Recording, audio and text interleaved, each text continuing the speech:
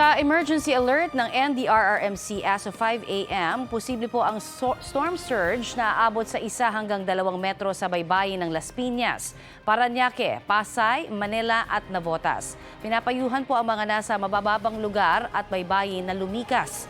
Dahil naman po sa pinsala ng mga nagdaang bagyo, limitado pa rin ang pagpapadala ng emergency alert text ng NDRRMC sa Bicol Region. Kaya sa pamamagitan po ng mga local government at media, nagpapaalala ang NDRRMC. Pinag-iingat ang mga nakatira sa may baybayin at mabababang lugar dito po sa Metro Manila, Central Luzon, Calabarzon, Mimaropa, Bicol Region at buong Visayas.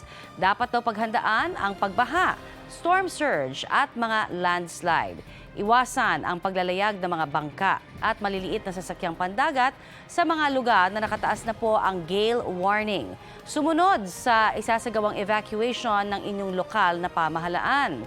Paalala naman ng NDRRMC sa mga LGU, ipagbigay alam sa buong komunidad ang mga abiso at gumawa ng paraan para matiyak na magawa ito tulad ng pagbabahay-bahay o paggamit ng bandilyo.